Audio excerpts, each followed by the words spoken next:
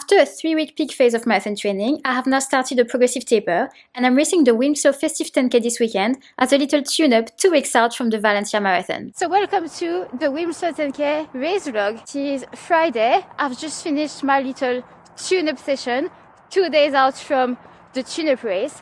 Compared to the big sessions that I've been doing previously, this one was rather short.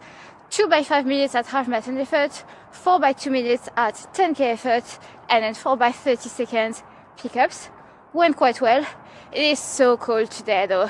Winter really is coming. Let's get inside and then I'm going to give you a bit of a recap of my week. I'm actually in the first week of a 3-week taper for the Valencia Marathon. And it feels weird to say that I'm tapering right now because this week I should still run over 80 kilometers, which, you know, is decent volume. Not so long ago, 80 something kilometers would have been a normal, pretty good week of training, and it's like week 1 of a marathon taper. But I guess compared to 116 kilometers, which I did last week to finish off the peak phase of training, 80 something kilometers, yes, it is quite a drop. So I started my week at the gym and I also run an easy 10k Monday. Tuesday easy double, easy 45 minutes in the morning, easy 30 minutes in the afternoon. Wednesday morning I had a session, so I got myself to the cycle track to do another bunch of laps around this thing. 16k total, started with 3k easy, and then I had 11k at around 4:15 ml per k and then 2k easy. For the 11k block, I think I was a little faster than 4:15, but just by a few seconds per k. Moving on to Thursday, actually that was my first non-running day since the 23rd of October. I just went to the gym. And then this morning the session, which was 14.2k total, including the warm-up, the cool-down, the recoveries. As of now, the plan is an easy 40 to 45 minutes with strides tomorrow. And then the race Sunday, Ben has put on my plan for me to do an 8k cool-down. So there's going to be about 2-3k warm-up, the 10k race, and an 8k cool-down. So coming up to 20-21k to make it a decent, you know, long-run volume instead of just a 10k race for Sunday. Today morning, I've just done my last run before the race. Just did my strides as well. So it's going to be my 3rd time doing the Wilmslow 10k. But the first time doing the winter edition. I have done the past 2 summer editions. In July 2024, I ran 39:05 from memory.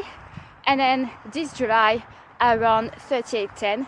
Interestingly, both times I was around 40 seconds off my PB. I have no idea what I can do tomorrow. As I was saying to Ben yesterday, I feel like my speed has gone out in fumes. Like I don't feel, you know, very sharp. I feel like I've got good endurance with the marathon training I've been doing, but the speed.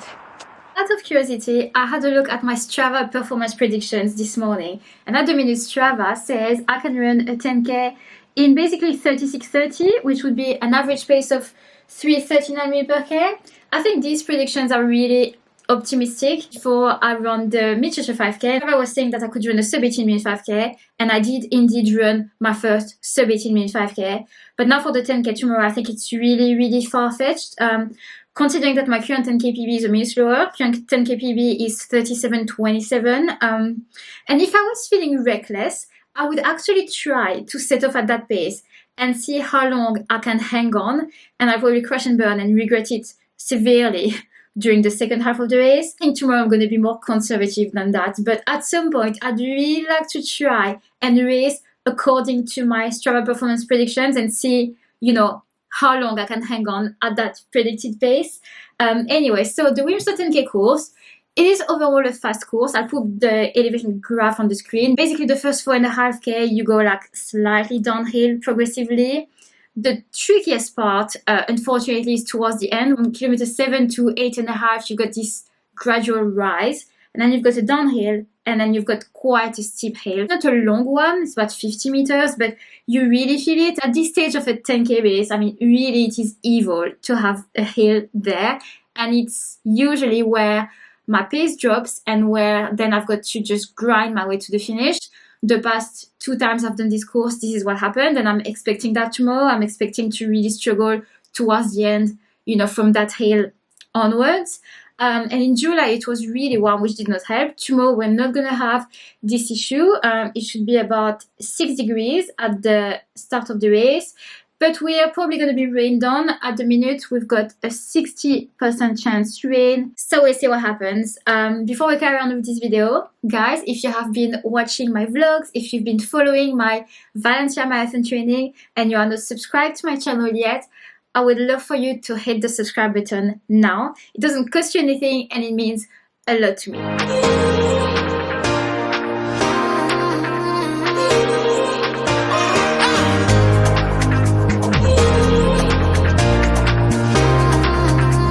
We are now in Wilmslow. We are staying in an Airbnb really close to the race start.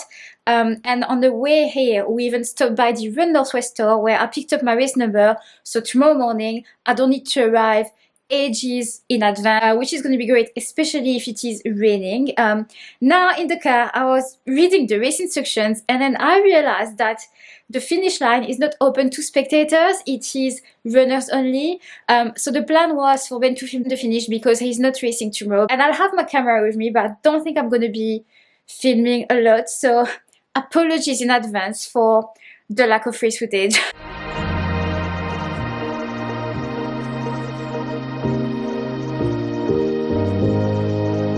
So today I decided to wear the Adios Pro 4, which were also my race shoes for the last time I raced the Wilmslow 10k in July. My favorite race shoe at the minute is the Puma Fast R3, but I do not want to wear them anymore before the Valencia Marathon. So my second best option is the Adios Pro 4.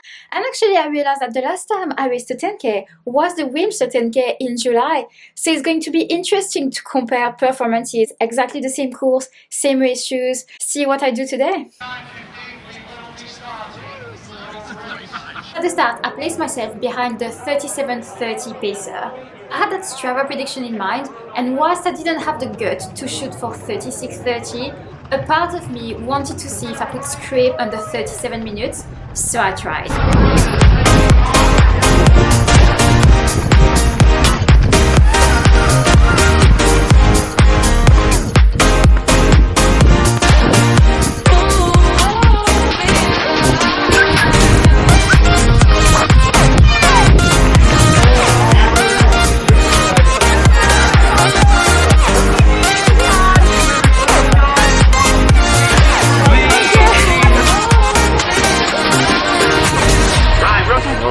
Thank you. Oh my gosh, sub 37 10k, like, that's a bit mental.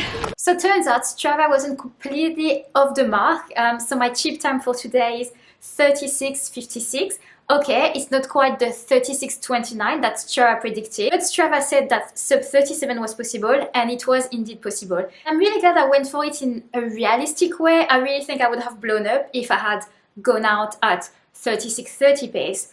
But the conditions were really good today. There was actually no rain during the race and I didn't really feel the wind.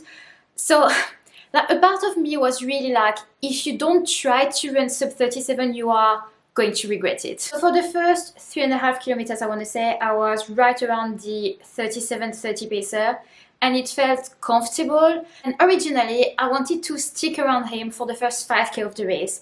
But then I was like, Chloe, you are not here to race comfortably. This is not the marathon day. You do not need to be patient for the first half of the race. Like, if you want to shoot for sub 37, you need to go now. So I made a move, went ahead of the pacer, and I knew I needed to bank some time before kilometer 7 and the hardest part of the course towards the end. But to my surprise, kilometer 8 and 9, I didn't slow down that much. I feel like I got through that hill a lot better this time around, and I'm glad I still had something in the tank at the end because my final kilometer was my fastest. Usually I don't recover quite well from that hill, but yeah, today I did, and also I knew that it was going to be really close, so I'm glad I was able to really kick on and make that sub 37 happen. My PB at the start of the year was 38:26, and now I'm going to finish the year in the sub 37 club, which it's crazy. I really hope I can have a good marathon in 2 weeks. I really want it for me, but also for Ben, because I wouldn't have experienced this running progress without him and his coaching and his support. But if I do not have my fairy tale victory lap, then at least I will have got a new 10k PB out of this block. Hello, this is me editing a few hours later. I realized I forgot to say something. I'm a little bummed that I won't have my heart rate data for this race because I deactivated my Garmin heart rate because it is so inaccurate. And this morning, for the life of me, I could not find my heart rate monitor in the suitcase.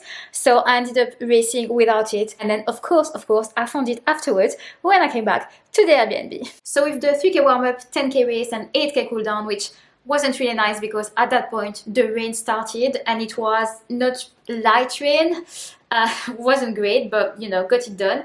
That puts me on 83.7 kilometers for my first week of this 3-week marathon taper. And so next week I should be running even less. I am starting with a day of running tomorrow. I will do a Pilates class. I'm actually in Manchester now for the next couple of days. I booked myself quite a nice hotel room. Gonna enjoy a little city life fix. And on that note, thank you guys so much for watching. I hope you enjoyed this video and I will see you all in the next one. Bye!